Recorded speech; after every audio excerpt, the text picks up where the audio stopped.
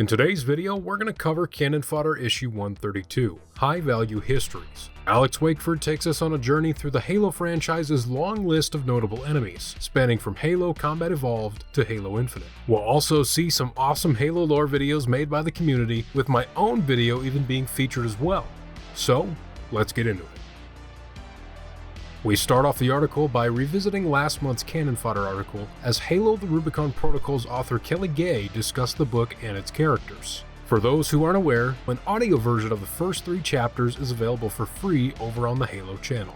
Now to the meat of the article. We've been given a summary of some of Halo's notable enemies from every game throughout the franchise, some of which were actually enemies we fought in the games, given backstories brought into the mainline Halo canon as early as 2003. Starting off with Zuka Zamamee, who we encounter on the Maw of Halo Combat Evolved. After initiating a Wildcat destabilization of the UNSC Pillar of Autumn's fusion core, Cortana directed the Master Chief to an elevator which would take them up to a vehicle bay in order to make their escape. The elevator, however, would arrive with a group of Covenant forces led by a black armored elite. The special operatives of the Covenant were known by many to be fanatics who were chosen more for their willingness to risk both their own lives and the lives of those under their command. Zuka Zamamee, however, was a less conventional example of his kind. Having been wounded by the Master Chief during the boarding action against the UNSC Pillar of Autumn, Zamamee was rescued by a unit of Ungoi led by Yayep, who was praised for his actions and transferred from the comfort of his solemn command to serve the Spec Ops officer directly as he attempted to hunt down the demon who had shamed him.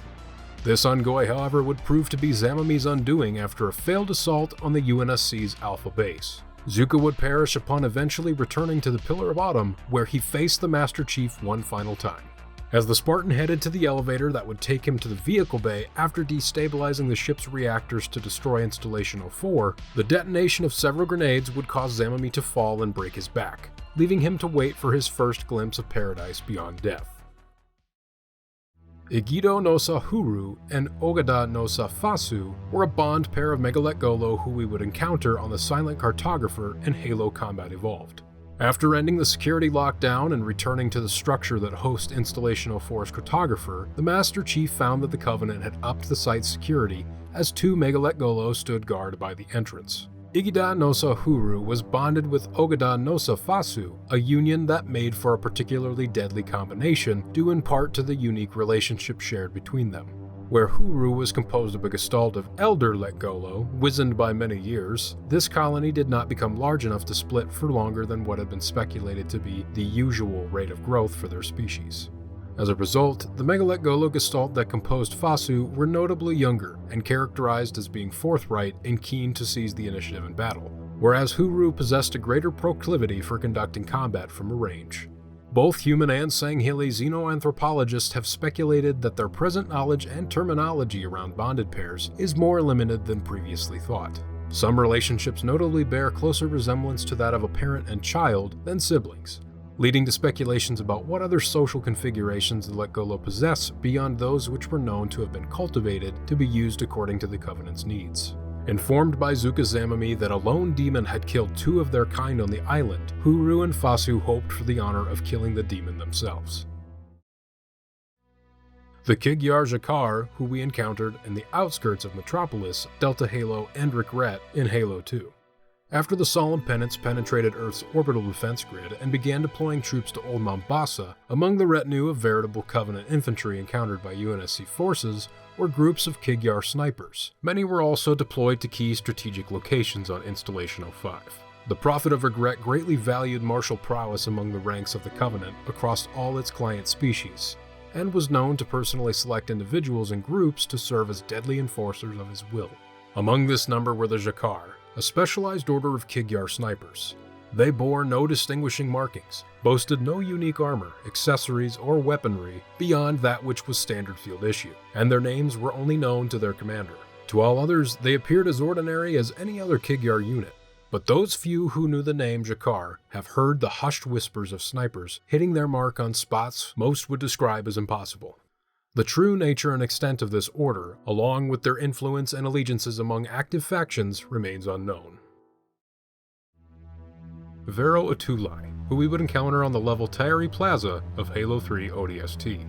As Edward Buck made his way through the Covenant-occupied streets of Terry Plaza to reach Veronica Dare's drop pod, he encountered several groups of dead Sangheli, who he noted had seemingly been killed not by human forces, but by the Jiralhane. When the Prophet of Regret arrived at the world identified by a luminary as Erde Tyrene, he had not anticipated that he had stumbled upon the cradle of their enemy. As the Day of Jubilation was eviscerated by a lone demon and the threat of Regret's lack of preparedness grew clear, Rul Salmuti, shipmaster of the Solemn Penance, saw fit to deploy their most veritable combat units in order to secure and occupy key strategic urban areas. Blademaster Vero Tul, renowned for his mastery of Pishzaw, the blade form of wielding dual energy swords, was on the ground when the Solemn Penance jumped into slipspace. He immediately sought to unite the brothers who had been left behind, stranded on an enemy world with no reinforcements. But his efforts would be quickly met with betrayal, as the Jiralhane received secret orders to eliminate the remaining Sangheli. Vero and 13 of his brothers would perish as the bloodthirsty chieftain Baractinus quickly made his move, targeting the Blademaster first to demoralize the rest. The last thing Vero saw was the reverse blade of the chieftain's hammer impacting against his chest, which threw him to the ground beneath graffiti of a human word he would never fully grasp. The chieftain known as Baractinus, who we would encounter on MNPD HQ of Halo 3 ODST. After Alpha 9 survived multiple waves of phantoms and banshees on the rooftops of New Mombasa skyscrapers, a Jiralhane chieftain entered the fray and severely injured Kojo Romeo Agu with his gravity hammer. Baractinus became known to the UNSC after a conversation between two Ungoi was recorded by Corporal C. Herrera, who served as a sniper spotter during the fall of Reach. The Ungoi discussed the ever-growing feud between the Sangheli and Jiralhane, noting the favor that the prophets were showing to the latest addition to the Covenant as they climbed the ranks with unprecedented speeds. Baractinus, then a captain, notably killed a Sangheli in cold blood on the hallowed ground of a Forerunner shrine, but received no punishment for this heretical act. Baractinus soon rose to the rank of chieftain and served as a key player in the Prophet of Truth schemes, enacting secret orders to eliminate the Sangheli left on Earth after the abrupt departure of the Solemn Penance. Scouring the city of New Mombasa for any holdout of their Sangheli rivals and crushing any human resistance his pack came across, Baractinus would meet his end at the hands of several ODSTs of Alpha 9, a rarely seen unit known as the Yanme'e Hive Ward, which was encountered on the Data Hive level of Halo 3 ODST. Veronica Dare and Jonathan the Rookie Duerty navigated the subterranean data center facility that contained the Superintendent AI, encountering a Yanme'e Hive within. At the end of a series of walkways, the path forward was blocked by a leader unit that bore a golden carapace and enhanced shields. Yanme'e society is divided into 3 social castes: domestics, workers, and protectors, all of which to exist to serve the queen of their respective hive. The protector caste served as the Yanme'e equivalent of a military force, where the highest rank is the Hive Ward. When deployed to alien planets, Yanme'e quickly set about establishing hives, typically in subterranean areas which are difficult for hostile elements to reach. In the event that hives are breached, however, a coordinated defense is required to ensure that these strongholds retain their entrenched positions. These efforts are typically led by Hive Wards, who are distinguished by their golden carapace and possess the authority to command all ranks below them. Because of their specific role, Hive Wards are almost never seen outside of the Hive themselves. Within the Covenant, Hive Wards are granted more privileged weaponry as well as powerful personal energy shields. The Sangheli general known as Ardo Moratumee, who can be encountered on the Long Night of Solace. After making their way to the bridge of the Qdar pattern heavy corvette known as the Ardent Prayer, Spartan B312 encountered the vessel's shipmaster. Renowned as a tactical and cunning leader, Ardo Moratumee was known to be an inscrutable presence both on and off the battlefield. A close friend to Supreme Commander Ro Moratumee, both Sangheli shared a deep fascination with the Forerunner artifacts that they were both tasked with recovering and researching, and both shared ambitions for where they had hoped their own great journey would lead: the hallowed halls of the Mithrilian itself. When Operation Uppercut was initiated by the UNSC at Reach, Ardo would meet his end at the hands of Spartan B312 and George 052 during the subsequent boarding action that would lead to the destruction of Moratummee's supercarrier, Long Night of Solace. The composed knight known as Endurance of Will, who we encountered on the level Forerunner of Halo 4. As the Master Chief battled through Covenant and Promethean forces to a supposed relay satellite, hoping to send a signal to the UNSC Infinity, A final Promethean knight attempted to dispatch this errant reclaimer from unleashing a terrible force contained for 100 millennia. Endurance of will was born into the warrior servant rate and held to rigid principles of honor and discipline, and it was the legendary bitterness of the vanquished who guided her mutation to first form. Before the Forerunner's war with the Ancestors,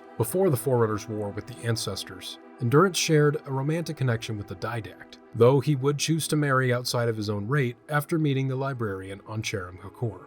After the Didact was driven to madness, following his encounter with the Gravemind, Endurance assisted the librarian in imprisoning him within Requiem. Loyal to her commander to the end, she submitted herself to the Composer in order to guard the Didact's cryptum for the countless millennia to come. In 2557, Endurance would fail to prevent the Master Chief from interfacing with the cryptum and awakening the Didact.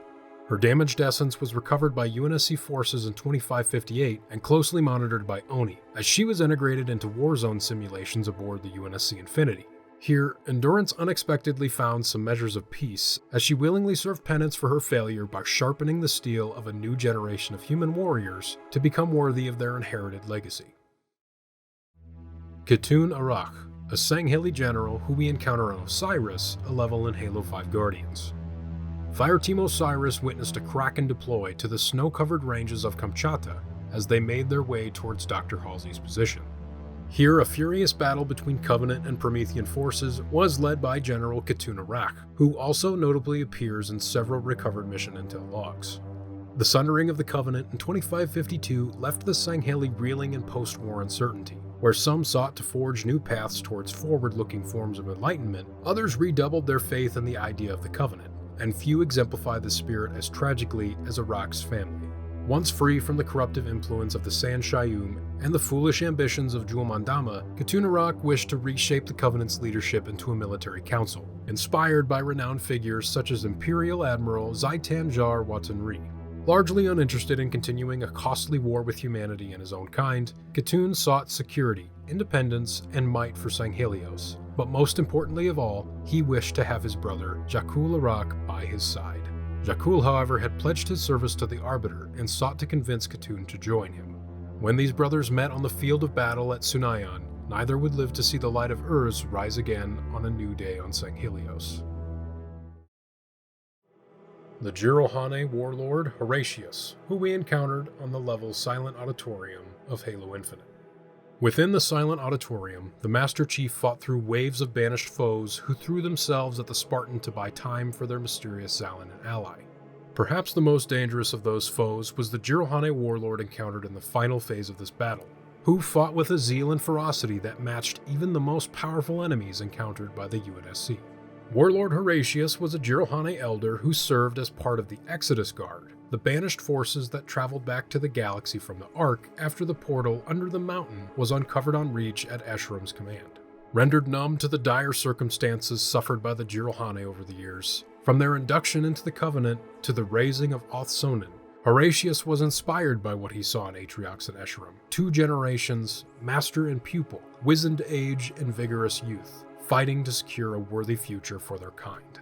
When it seemed that Atriox had perished, Horatius bound his pledge to honor the War Master's pursuit of the Xalanan in blood, both his own and the enemies he felled in the months leading to the eventual discovery and awakening of the Harbinger at Zeta Halo.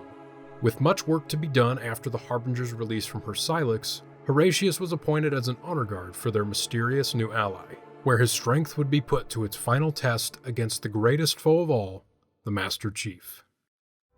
In this month's article, we saw some great community-made videos, even including my own video, which was just absolutely insane to see. So the story of me seeing this on my end is I had just gotten home from a long day of editing at work, and I just hopped on YouTube to check my feed and saw that the Halo channel posted a link to the newest Canon Fodder article. I read through it like I normally do, and I actually almost completely skipped over seeing my own video in that first read-through.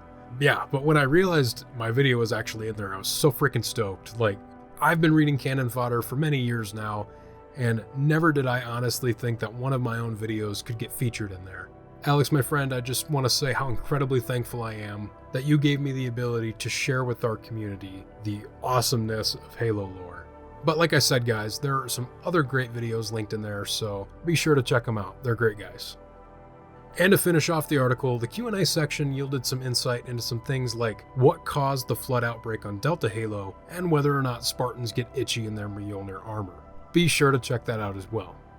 That does it for today's Canon Fodder summary. I know it was a little longer than most, but hey, if you made it to the end, I just want to say thank you for watching. As always, please feel free to drop a like if you enjoyed, and subscribe if you want to see more. And don't forget to leave a comment and suggest what character or Halo lore I should cover in a future video. But that's all for now, so I'll see you in the next one.